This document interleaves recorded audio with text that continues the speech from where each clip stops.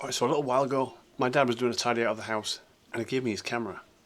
And now, it wasn't an awesome camera with all of the bells and whistles, but it was a Canon 400D and it kind of is awesome. Now, we're not talking feature-packed awesome, quite the opposite. This is a very stripped-down camera.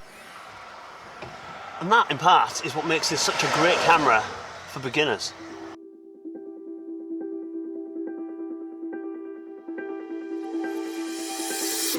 So, I'm coming out to meet Chris. I think I've just seen him over here. I'm going to take some pictures with it. I brought the 50mm f1.8, I brought the Sigma 70-300 and the 18-55 kit lens. There he is. Say hi to my snail. The snail. A snail? Chris has a snail.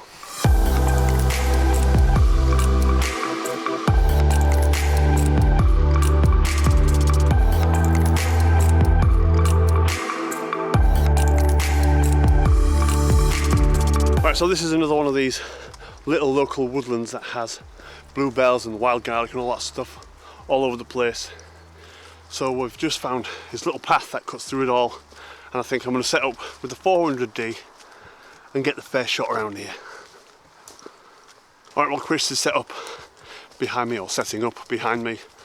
I'm coming further along this path because it looks like these bluebells and all the rest of it sort of thicken up around here. So I'm going to try and find a spot and a composition. There's this big old trunk. This looks quite cool. And we've got all these bluebells.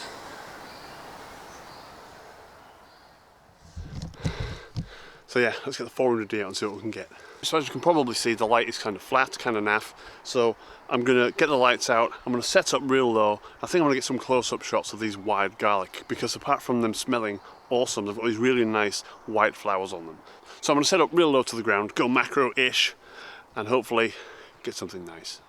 So when you consider a camera like this being so completely stripped down, you have to be really careful, really mindful of your settings, really mindful of your composition and your focus, because this doesn't have all of the aids that you're going to get in something like an A7 III. It doesn't even have live view. It has no video, no fancy autofocus. I think it has like 9 autofocus points or something. But what this is a pure photography camera.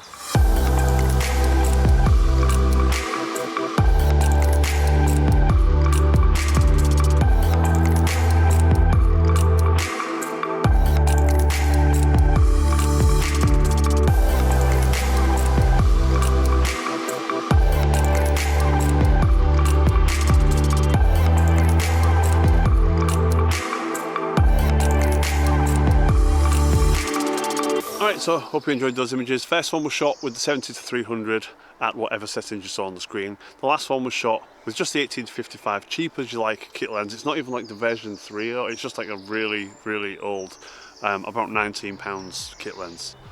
But Chris has now crept up on my, he's making spooky noises. He's crept up on my spot, so I'm going to find something else. The light's still garbage. It's not going to change because we're about maybe an hour from sunset now. Not that we're going to know when it comes to sunset because it's already practically dark.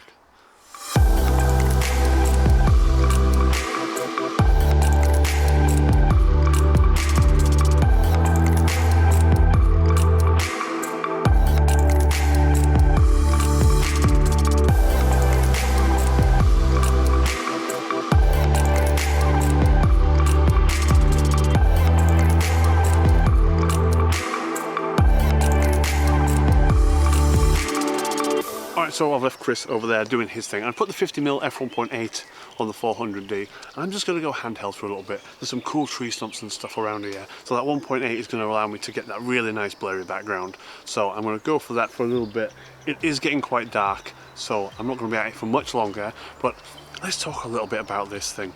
These things are super, super cheap, and if you really are just getting into the game, get something like this, something super, super basic, where all you need to change is the aperture, the shutter speed, and the ISO.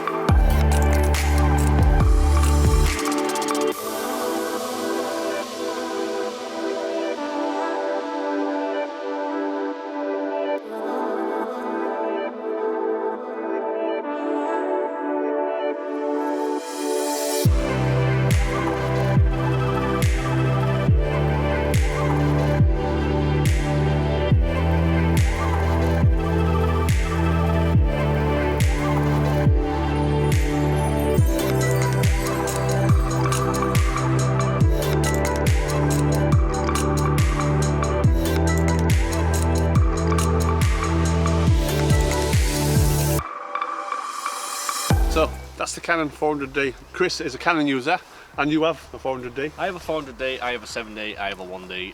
I prefer the older DSLRs. I spent last year chasing mirrorless cameras, modern mirrorless cameras. I thought, yeah, we're gonna have one of them. And then started to miss the older DSLR, so what, 30 quid? 30 quid? 170 quid, the 1D, 250 quid. Yeah. For next to no money, I think they're great. So yeah, I mean, this strips it right back down to the basics. It's aperture, it's shutter speed, and it's ISO, and it's just pure photography. It doesn't have live view, does it? It doesn't have I live view. think that is probably something someone, if you're beginning with photography, someone you should probably look at is just putting a camera up to your eye like Yeah, that. I mean, do you know what? The only downside is when you're down low and you're trying to take a shot like macro style. That can be faff. Yeah, That's I mean, been I'm my 6'1", so getting down that low is ridiculous anyway. So. See, I think if you have live view, I think you probably spend too much time looking at a screen on a camera. Yeah, I mean, that's my go-to for shooting like that. See, I'm going to get into the whole EVFs versus OVFs, but looking through one of them in real life, It's just mirrors and glass and stuff. it's a big difference. Yeah. But yeah, for next to no money, I think they're absolutely Definitely get one. well worth it. Right then, thank you very much for watching. If you enjoyed this video, please do hit that like button, subscribe and hit the notification bell, because I'm not really doing 2 videos a week at the minute, am I? No, you. But you will get to find out every time I do drop a new video. The free presets are linked down below, as are the socials, so hit me up on Instagram or Twitter. I don't know what he just did, but you might as well just go and subscribe to him as well if you're not already. And see you in the next one. The fact that it strips right back down to the bare bones, its aperture, its shutter speed and its ISO, it's Too long.